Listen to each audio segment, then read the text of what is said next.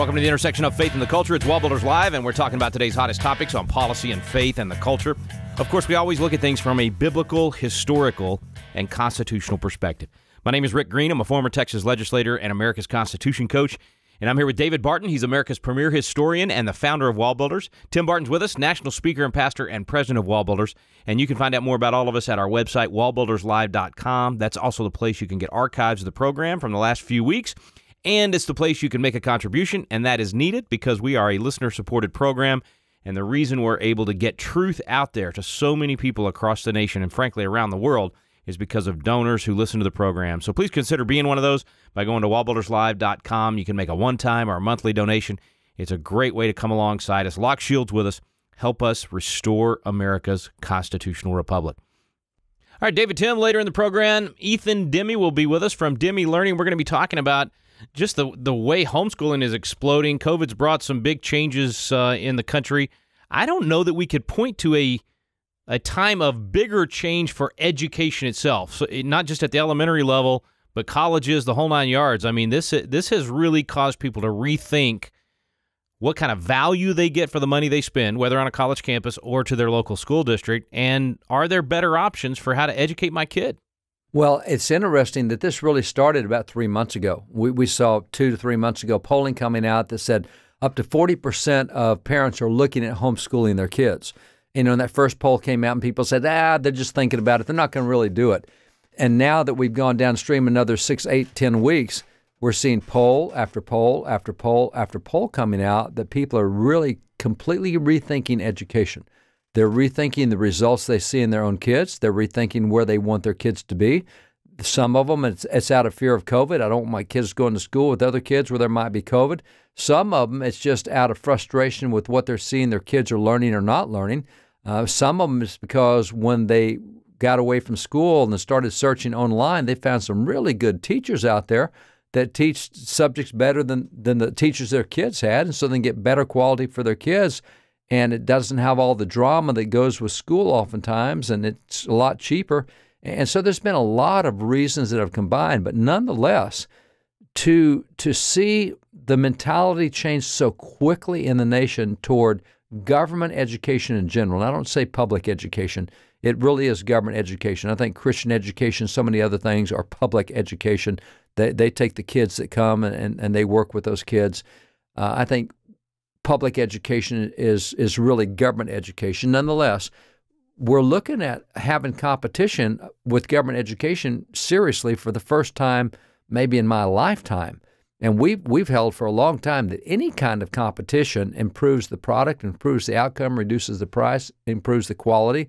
So, I mean, this is something that is long overdue for government education. They need to have to compete for what they get. And there just hasn't been that kind of cause to do that because people like the sports or it's where I went to school or whatever reason. But now, man, there is a break in thinking and people are really looking differently. And so consistently we're seeing 30, 35, 40, 45% saying, hey, I'm really looking at homeschooling this year. So with this new mentality that's kind of out there and people actually looking for options, homeschooling has been a genuine option. And so what we're seeing is the interest in homeschooling that by people going to websites and saying, I want to know more about what you guys do. Or virtually every state, many local communities, they have homeschool conventions for cities or for their state. I mean, they're seeing people showing up that have never done this before who want to learn about it. So there's just a lot of ways of going beyond just the polling measurements where people are saying, I'm considering it or I'm willing to consider it. And now we're actually seeing those numbers show up at conferences and conventions and other places where the homeschoolers are meeting. And a lot of people are saying, hey, tell me about this. I'm looking at doing this for my kids. So there is a change going on in the nation. Well, one of the guys that is seeing a lot of this, both on the ground at some of these conventions and then also just, website inquiries and then working with these homeschool associations across the country, is Ethan Demme. He's on the parentalrights.org board with me, and he agreed to come on and share some of these numbers. He's been diving into that same polling that you're talking about, David, and just the increase in interest and frankly, the satisfaction, the people that ended up with their kids at home more than usual and saying, hey, this is not so bad. I actually like seeing my kids and being a part of their education. Stay with us, folks. Ethan Demme when we come back from the break here on WallBuilders Live.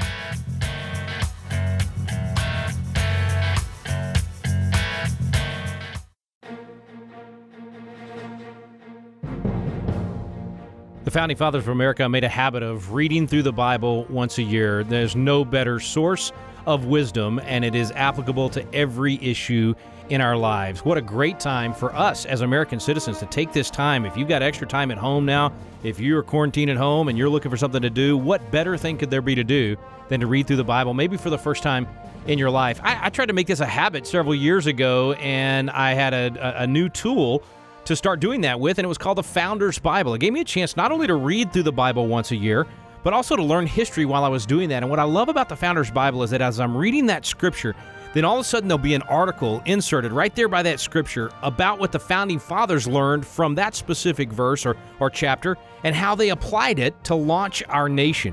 It's a really fun way to learn. It's incredibly empowering, and it has answers for today. The Bible is full of all the right answers for today. In fact, it's the only source that has all the right answers. So if you haven't read through the Founders Bible, I challenge you and encourage you, get a copy of the Founders Bible today. It's available at WallBuilders.com, and we even have it a digital version, so you can do this on your phone or iPad or computer. Check out the Founders Bible today. Make it a part of your regular reading throughout the year, but right now is a great opportunity to read through the Founders Bible. Check it out today at WallBuilders.com.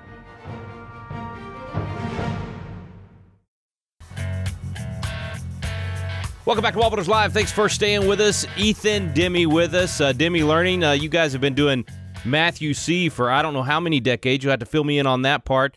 But we serve together on the parentalrights.org board, and just thrilled to have you with us, man. Thanks for some time. Well, thanks for having me on. Well, we've kind of crossed paths at homeschool conventions over the years and crisscrossing the country. You guys have done much to educate young homeschoolers across the country for years. But now the homeschooling world is changing almost overnight as, I don't know, Ethan, it may be millions of people that suddenly decide, I'm going to keep homeschooling after all this COVID stuff. Well, what do you think is on the horizon here? There's data all over the map on this one. So we're seeing tons of interest in homeschooling. You're talking to state leaders, and you're starting to see enrollment numbers pick up too. So early on, we looked at several studies that were asking parents what they were wanting to do. And if you look at sort of most of those, at least half of parents are very concerned about putting their kids back in school in the fall. And about 8 to 10% of those are adamant about not returning to school. So if those parents actually follow through, which we're seeing the numbers that they are, you could see sort of virtual learning, homeschooling, cyber charter schools. The numbers could easily double, and that's what we're seeing right now. Wow. Is the numbers are doubling across the country. You've got I just looked at an article. Vermont homeschool enrollment is up 75%. Wow! In Wisconsin, the enrollment as of the beginning of August was double what it was the previous year, and Nebraska's up 21%. In North Carolina, when you go online to file that you're going to homeschool, so many people went on the website to do it, they crashed the site. Oh, wow. So we're seeing huge numbers up all across the country. And when you said that earlier about how many, were concerned about going back to the public school, I'm assuming that's a mix, right? That there's some that, they're part of the kind of what I call overreaction crowd of the COVID thing, where they don't want to leave the house. And then some are going to be, I don't want my kid having to wear a mask. They're going to be more like I think, which is, the young aren't going to get it, and we're, being silly and not letting them do sports and whatever. But so I guess it's a mix, and we shouldn't be fooled in thinking this is all suddenly a pro homeschool crowd as much as it is almost out of necessity.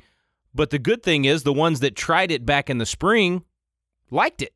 So they may not be pro homeschool yet, but now they're kind of trying it out of necessity and realizing, hey, it's actually kind of cool to get this extra time with my kids. Yeah, you're seeing reasons all over the place. So you've got some parents who just don't want to do virtual school again. I was actually, a couple weeks ago, I was down in Cobb County, Georgia, and the week for a homeschool conference, which was slightly attended, but about half the people there decided to come that week when all of Metro Atlanta said that they were doing virtual schooling in the fall. I had one mom come up to me and say, you know what? We did the virtual schooling once already, and I'm not having my kids sit in front of a laptop all day. So we're going to do it ourselves. So you have everything across the board. You were right. You've got some parents who are afraid that the schools won't be safe. Some don't want to do the virtual school. Some think that the schools are overreacting and they don't want their kids to have to follow all the rules and wear a mask. So it's literally what I'm seeing, though, is the perceptions are changing. There was one luminary study where 52% of parents now have a more positive view of homeschooling than they did prior to COVID. Wow. Man, that's a massive shift. Yeah. Even if they're choosing not to, they're like, I have a lot more respect for any parent that teaches their kid at home.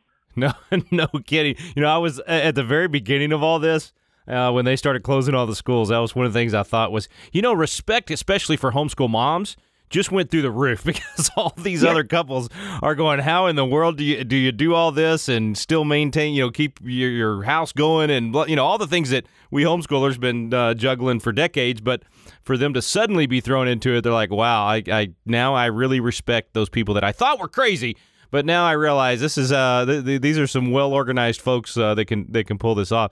I'm thrilled with that number you just threw out. I mean, because even just from because think about what that means for us as a homeschool movement, you know, for down the road when it comes to even legislative proposals. You don't have near the pushback and near the, I don't know, how would you describe it? Just, you know, typically when we're trying to be, you know, get good legislation passed and protect homeschooling rights and all that, there's definitely a large segment of the population that thinks we're weird.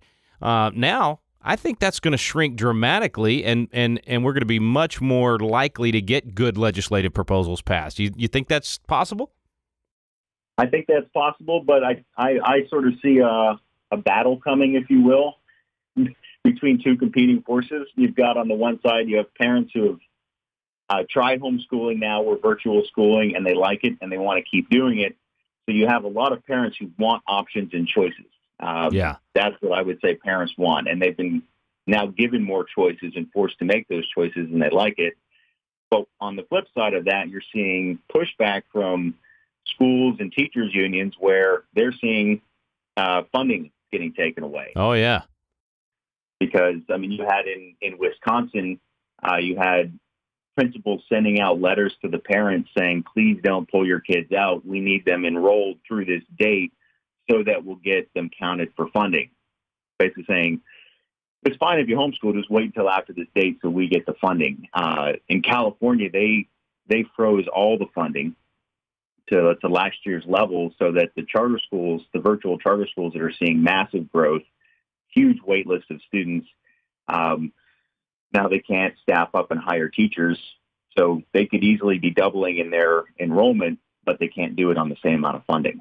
Oh, yeah, you're right. That will be that funding battle is going to be huge. I just think our allies are going to be greater than they've ever been, but the other side is definitely going to be digging in like crazy.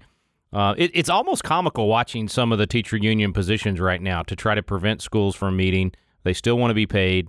They still want all the money to flow to them, but they don't want to actually have schools. So it's just I love seeing. I'm watching on some of the social media just the comments of people going, wait a minute, this isn't even logical. Why, you know, we're beginning to realize how non-essential the public schools are and how many other options are out there. So that's pretty cool. I'm wondering though, how well equipped are we in the movement? You know, our state associations, I hope, are going to grow like crazy as a result of this. What we've been telling new people is, hey, you know, if you've never done this before, whatever state you're in, there's an association or two that stands ready to help you, and people that have done this for decades will come alongside you and help you. That's been pretty cool to watch, even that growth in the associations and the opportunity to serve these new families.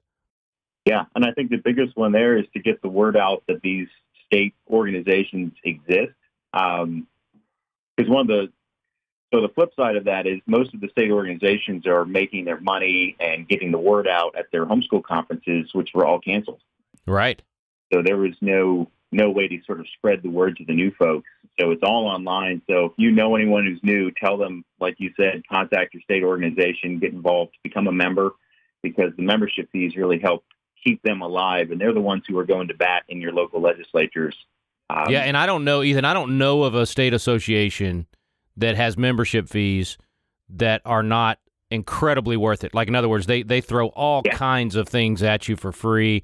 You know, guys like you and me, we give all kinds of discounts or even free curriculum for those people that join. So, I mean, they get a ton of stuff when they join. It's a nominal amount. and well worth it. And for people that are listening that may be saying, okay, well, I don't know what the name is. Just literally type in the name of your state and homeschool association. It may not be called that in your particular state, but it'll pop up in those first 5 or 6 on Google. Easy to find, and they're great people to work with. And I'm so glad you went down to Cobb County, and it sounds like from what you were saying, I mean, there were a lot of people walking around total newbies, like have never done anything like this before, and getting all the help that they need to be able to launch this fall. Yeah, and that's why we went. I mean, we were at the one in Tennessee the week before that, because that's where we're seeing the new homeschoolers, and they're literally going on to Google saying, how do I do this? They find out there's a homeschool conference, and they're going to walk in the door, and we just want to be there to help them out. That's awesome. I love it. I love it, man. Well, I just think it's so encouraging. I'm hoping they find the reward of that extra time with your kids, frankly, the learning environment and how much faster their kids will learn things, and the attention that can be given to the individual. And there's so many great options for curriculum and tools, and it's just an exciting time. And DemmeLearning.com is one of those places we want to encourage people to go and check out, and look for those conferences to go, and you can actually meet Ethan in person, depending on the convention, and visit with him about their curriculum and what they're doing. Ethan, let's get you back, and we'll talk about where parentalrights.org is right now, the different initiatives we're working on, and it's one of the most important things to be done right now is to protect the right to even do what these new parents are about to do, and that is direct the upbringing of their children and direct their education. That's what we're all about at parentalrights.org. Yep. I'd love to come on and talk about that. At both the Parental Rights and at Demme Learning, we like to say, or my motto is trust parents. Trust parents. They're the smartest. They're the experts on their own kids, and if you let them loose, they'll do great things. I love it. I love it. All right, brother. Thank you for your time today, man. Appreciate you coming on. Yeah, thanks for having me. Stay with us, folks. We'll be right back with David and Tim Barton.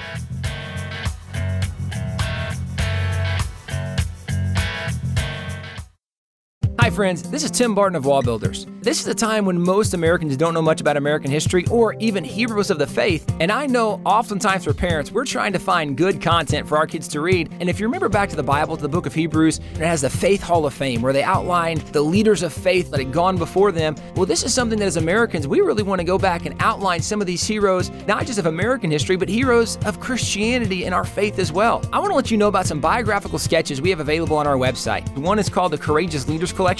In this collection, it includes people like Abigail Adams, Abraham Lincoln, Francis Scott Key, George Washington Carver, Susanna Wesley, even the Wright brothers. And there's a second collection called Heroes of History. In this collection, you'll read about people like Benjamin Franklin or Christopher Columbus, Daniel Boone, George Washington, Harriet Tubman. Friends, the list goes on and on. This is a great collection for your young person to have and read, and it's a providential view of American and Christian history. This is available at WallBuilders.com. That's www.wallbuilders.com. We're back from WallBuilders Live. Thanks for staying with us. Thanks again to Ethan Demme for joining us here on WallBuilders Live today. Back with David and Tim Barton. Guys, it has changed a lot, even just the last 10 years in the homeschool world, and the increase in the number of people wanting to be a part of this. But man, I mean, this is an astronomical change we could not have seen coming. What do they call it? A black swan event, where education is being turned on its head right now, up and down the line. And I'm excited to see so many people sort of kind of be forced into this to try it, but then to actually enjoy it as much as they have. We've known that as families that have been involved in homeschooling our whole lives, but man, now millions of others are finding the same thing. Well, Rick, I think one of the points you made in the interview too, we've talked about it off air, maybe even on air before, is how there's going to be a different thought for so many parents when they look at homeschool families, and especially when they see they have more than 1 or 2 or 3 kids. Because for so many parents, they're going, man, this has been some of the longest 5 or 6 months of my life, right? Having kids home, all that we're doing, so much work. And then they see a family of 5, 6, 7, 8 kids, and they realize you homeschool. Oh, wow. Y'all are really tough. You're really strong. The perception is now just so different. Once parents were forced into this idea of homeschooling, and even as was pointed out in the interview, that now 52% of Americans have a positive view of homeschooling. And of course, what that means with homeschool families and whatever else, it really is interesting to see that this cosmic shift taking place. And we've talked before about how we think there's a potential to be a lot of positive resets coming out of all of this coronavirus stuff, of all of the craziness, the drama. Of course, there's all this election drama going on. There still is a lot of drama, but there's a lot of positive opportunities for some good resets in areas, and education being one of those. And one of the things for so long that parents have just acquiesced so much of the responsibility of raising their kids to government schools and trusting that the government schools were doing a good job without actually knowing what all was or wasn't happening. And I've talked to so many parents now who, even as schools have started back up and their kids, many of them are doing it online, and some are in person, or some are doing part in person and part online. But parents have realized that a lot of what their kids have been doing has not been very good academically, because parents have seen some of what's happened online. Parents saw some of the end of last year with kids being at home, and they recognize that the academic standards are not what they thought they were. And it's easy for parents to think that schools are going to be like they were when I was there, that there's some positive opportunities, there's some negative things, right? It's a life, and there's people, and there's sinful flesh weak moments, but overall it's a good system. They don't realize that in many areas the system has declined significantly since they were there, and now they're being able to see, at least on some levels academically, where it's not the same, which is why homeschooling now, in addition to whatever health concerns might be there, homeschooling is now an option that parents are thinking, I want to be more involved in helping make sure my kids get a good academic education, and that's a really good thing. Well, the academic education, but even as Ethan was pointing out, and by the way, pointing out the explosive numbers. I mean, shutting down websites because of new inquiries of people wanting to homeschool, or having, the explosion in North Carolina and Wisconsin, all the numbers he went through. But then to have parents say, well, the school officials are telling me that if I want to homeschool, that's fine, but leave the kids in public school for the first couple of weeks, because that's where we get the count on how much money we receive. To me as a parent, that would be absolutely a condescending statement.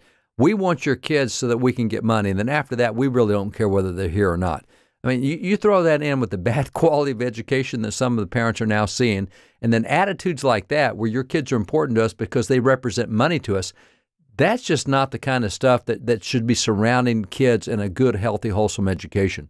Well, one of the things, too, we've talked about for a long time with the school choice or even voucher programs or tax credits is that if the money that families are already paying in taxes for their kids to go to the public school system, if that money followed the kids, I think that also would change in a lot of parents' minds if they saw they had the option of getting several $1,000s back, potentially per student, depending on what school district they live in.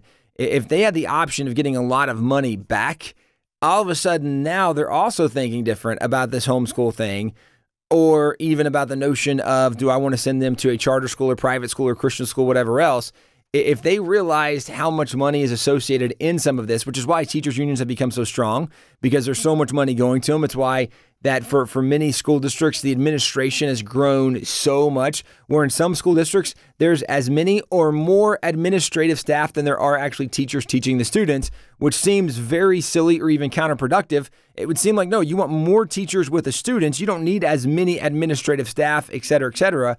But this is part of government's intervention in education. The more the government intervenes and the more that they try to dictate and micromanage how education should go, the more hassle and red tape and paperwork it creates, which leads to the growth of administration process, which leads to more money being wasted, not going to the student's classroom, to the student's needs, et cetera.